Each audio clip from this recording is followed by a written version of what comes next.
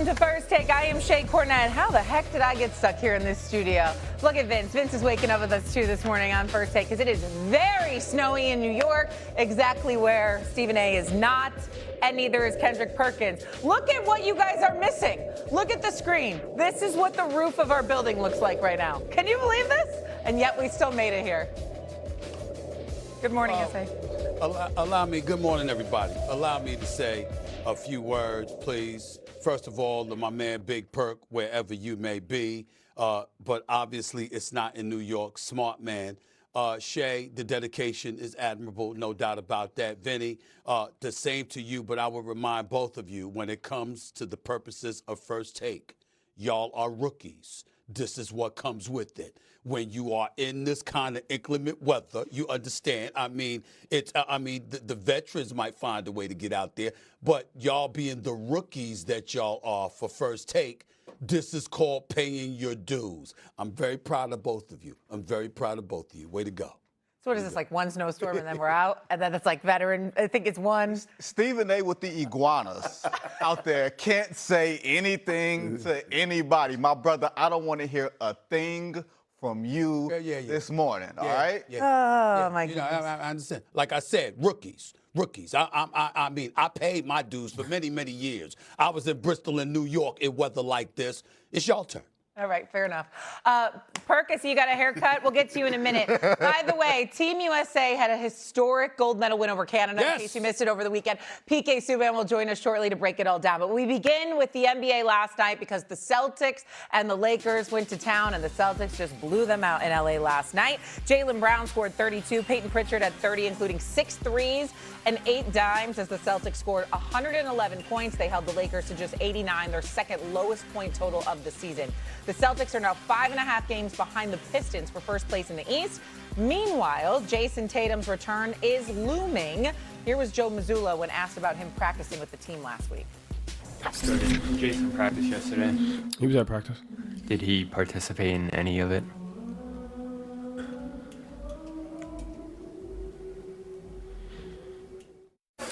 Okay, so we don't really know if he practiced or not, but the point is that he was there, and I'm not even sure it really matters. When it comes to how far the Celtics can go, can they go as far as the Eastern Conference Finals without Tatum? What do you think, Perk?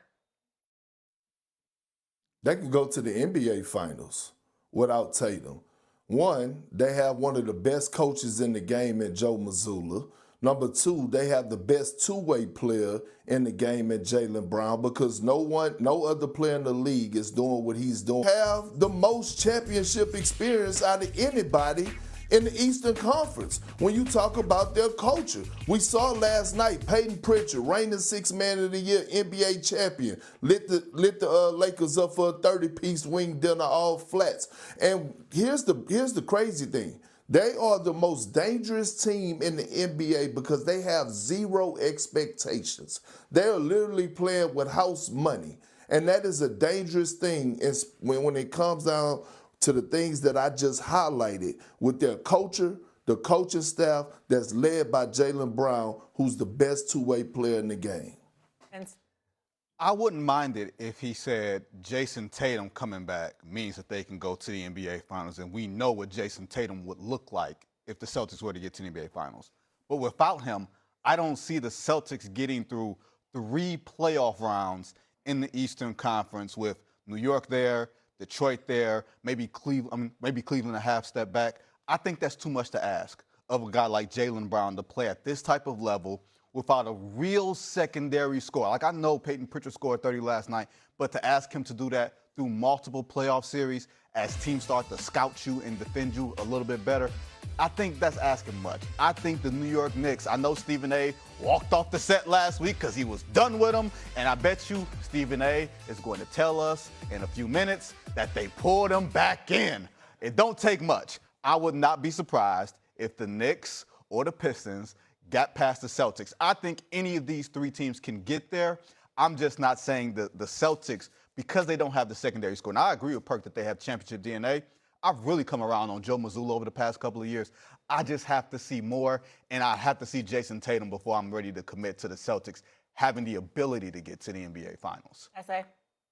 Well, listen, first of all, I'm not, there's no reeling back in. I mean, just state your point of view. Don't be telling America what I'm going to think. Leave that to me. I'll let America know what I think. I will tell you this, Vinny, I'm not back in on the New York Knicks. I don't care that they came back from an 18-point fourth quarter deficit against the Houston Rockets. I'm not giving them that because the reason I jumped off the bandwagon is because of one team and one team only. It's the Detroit Pistons. I didn't say the Knicks couldn't beat the Celtics. I didn't say they couldn't beat Cleveland. I couldn't say they couldn't beat Orlando or anybody else. I said the Detroit Pistons. That's the brick wall that the New York Knicks, if they run into, I think they're going home. The same is applicable to the Boston Celtics. Perk, I disagree with you here. I'm of the mindset that, Jaylen Brown, you want to talk about how far they could take the Celtics.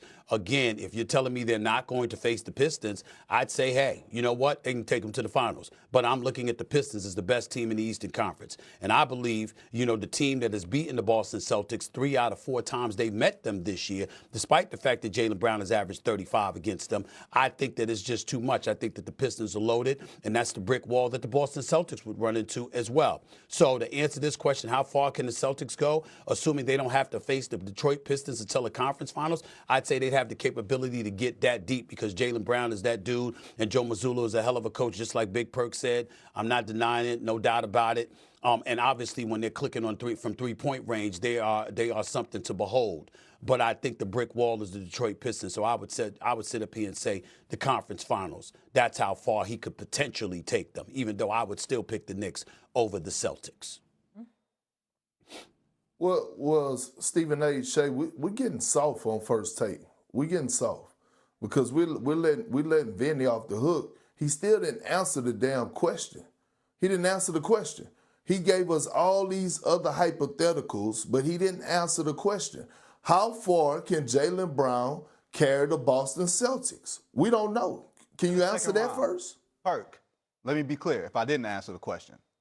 To the second round, I think if Boston has the second seed, that puts them on the line with either the Cavs or the New York Knicks. I don't know if they can beat the Knicks without a really healthy Tatum in the second round. Can they beat the Cavs? Yes. So it all depends on the matchup. It's not that I didn't answer the question. It's just that we don't know exactly what the playoff seeding looks like. If they're in that 2 line and they're playing Cleveland, I'm taking Boston. If they're in the 2 line and they're playing the Knicks, I'm taking the Knicks. Well, let me say this to you. One, home court advantage is going to matter in this postseason. That's why I strongly believe that in the Eastern Conference and in the Western Conference. One guy that we're not highlighting or we haven't mentioned is a guy that just won a gold medal and played a huge part. Matter of fact, he actually was picked over Jaylen Brown to go represent our country and played a vital piece and a vital role with getting minutes. He actually got more minutes than Jason Tatum, and that's Derek White. He's still one of the best two-way players in the game. Probably is going to be a guy that's going to be first team all defense in the NBA. And when you think about what he's capable of doing, when you look at what he's able to do offensively, he didn't have a great offensive night last night. But this team has structure, they have culture, and they have guys who don't give a damn. And for you to say that you don't know if Jaylen Brown could carry a team in 3 or 4 7-game series or 3 7-game series to get to the NBA Finals, I have to remind you that Jaylen Brown, okay, is a conference finals MVP. He's an NBA Finals MVP. And Jaylen Brown also broke up a happy home that caused arguably the worst trade in NBA history. It's the reason that the Dallas Mavericks